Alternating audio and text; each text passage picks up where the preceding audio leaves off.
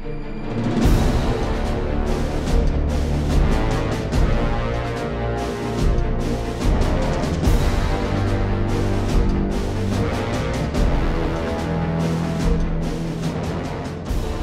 evening, ladies and gentlemen, Harlequin here, and welcome to another episode of Meet the Players. This is Meet the Players number 5 with Mr. Lindonin here today, all the way from Slovakia. Mr. Lindonin, how are you doing today, sir?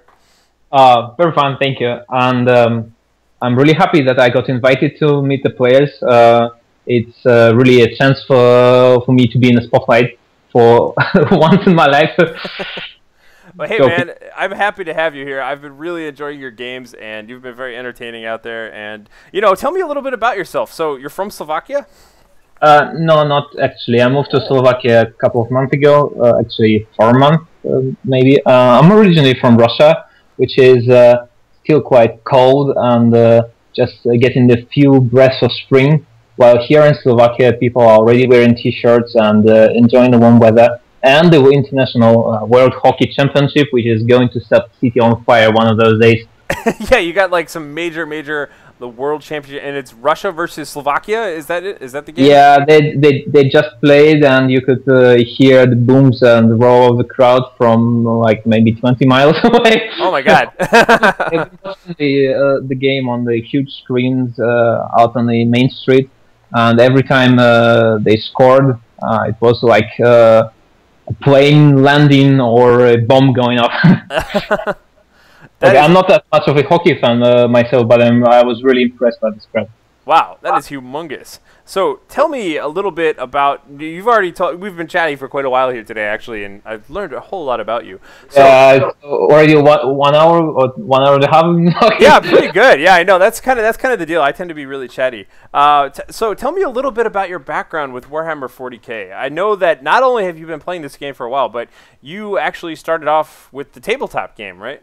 Yeah, I started off with tabletop reluctantly after my group moved on from tabletop role games to Warhammer, and we set up a small club. And naturally, I've been playing elves in all the role games. I had to move to Space Elves in Warhammer. This is how I got my first miniatures, which I believe you were going to show to the people. Yeah, you sent me all these great pictures of your miniatures. On the table, just supporting me when I play. And if I really need to show some elf magic to those heathens, here they are. Yeah, I know. You sent me a whole. No, I played tabletop for maybe like 2 or 3 years, quite successfully. A small little group. But then I discovered the pleasures of online gaming, and so it's no more tabletop, it's only Dawn of War now. Nice. No, that's excellent. That's excellent. So Dawn of War in particular now, how long have you been playing that? And have you always been playing Elf then? Eldar? Largely, yes. I'm Eldar since February 2009 in Dawn of War 2, which is approximately 1 month or maybe several weeks after the game start. I've been playing Dawn of War 1 before, and also with Eldar, but never had the chance to go on a really big online arena, mostly with my friends over LAN. So then, when this game came out and I could play online, it really had drawn me in. I was really impressed, and I sunk incredible hours, like maybe 2, 3, maybe 4,000 hours in this game. Wow. No, there was never a game before which have drawn me, so it's really impressive and a little bit sad. That's pretty awesome. So, so some of the people who are watching the game replays open season might have seen you in the last tournament there, where you placed second. So, congratulations, by the way, on that. How did all those games go for you there? I know you played quite a few really good players on your way up to that position. Yes. So the key players.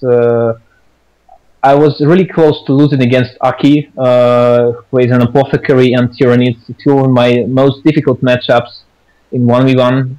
And I barely won the last game, tied 2-1 with an Eldritch Storm and huge explosions and still a Swarm Lord on the field.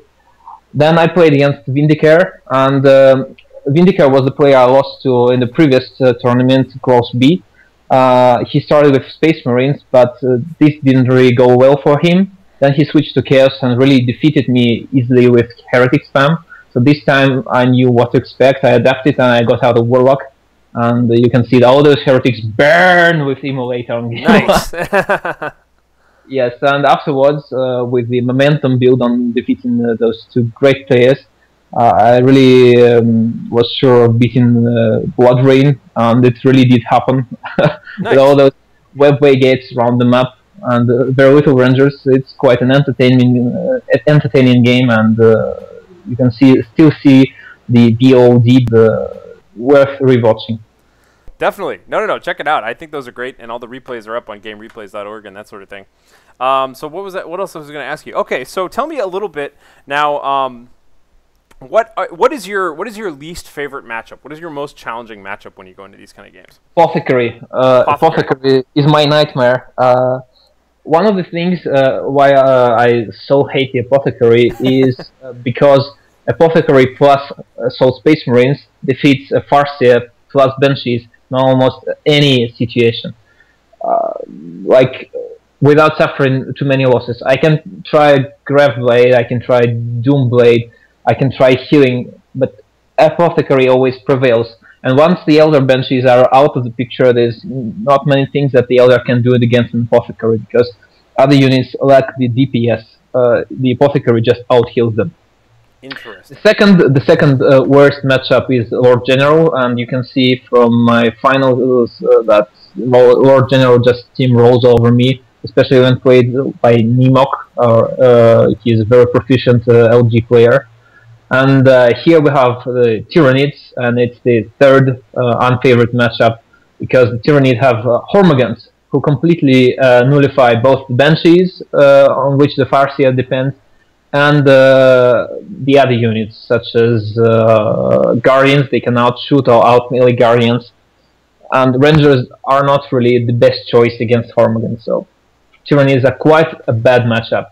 And finally in this list comes the War Boss, with his powerful globals and his melee able to jump on you and defeat both your Banshees, Shurikens, anything which you unfortunately forget to retreat or just don't press the button on time.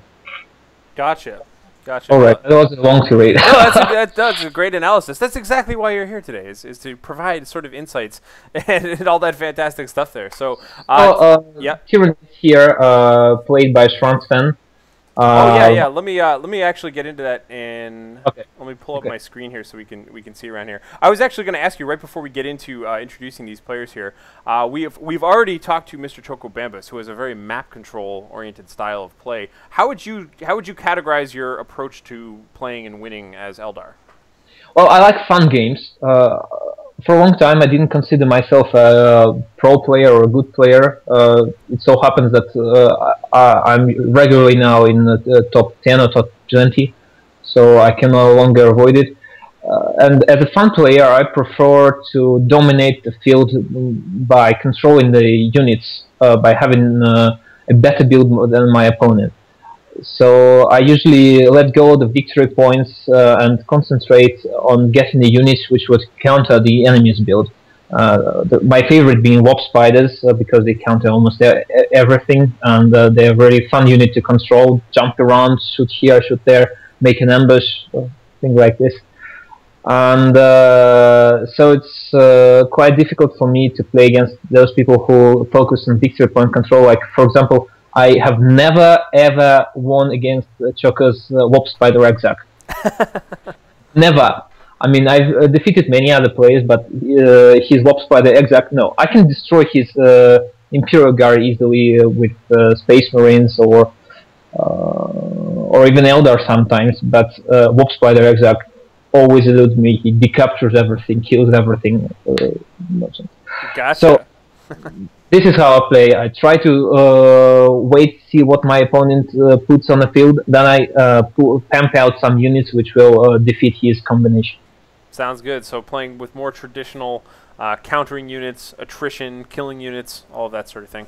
Yeah, and sometimes you may notice that my resources really go high up, like 1,000 requisition, 2,000 requisition. I remember seeing that in the original game replays. It seemed like you didn't like spending unless you absolutely knew what the counter was, and you were very comfortable. Yes, I always keep this stockpile just to be sure when the opponent fields something which I cannot counter at the moment, I can get a counter right away. Yeah, I really like that because it's like when I do Newbie Tuesday games, that's one thing that they always tell you to look out for is make sure you're spending your money.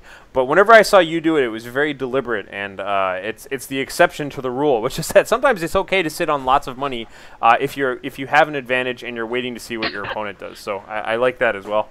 I distinctly remember seeing that in your previous game replays tournaments as well. So that's pretty good here. Let's go ahead and take a look around at who you're playing today. So obviously, down here in the south, controlling the blue pieces, we have you playing as the Farseer today. And by the way, Farseer, how does that rank in terms of your favorite Eldar heroes? Is Farseer your favorite? Yes, it's one of my favorite commanders, mostly because she's the most potent psyker. I would play the Warlock, but he comes second, and furthermore, I'm not really that proficient with Warlock. I usually go with him against Chaos or other swarmy races. Farsi is my main because it's the powerful elf mage. Gotcha. Right, space elf. Oh, and that almost reminds me. I totally forgot. What does Lindonin mean, and where does that come from? Your name? Yes, this comes from my past when I played a lot of role games, tabletop or live-action role games. I've been mostly playing elves and Tolkien simulated games, and this is a kind of Tolkien-esque games with Tolkien-esque name, with roots coming from Tolkien invented languages. Gotcha. So it just stuck from those times, and I keep using it, although I'm no longer an active fan. So do you know? So speaking of Tolkien languages, do you know what it means, or is it just influenced by? Just a name. Just a name. Just a name. That's good. It uses some runes that mean something, but I prefer it to be just a name.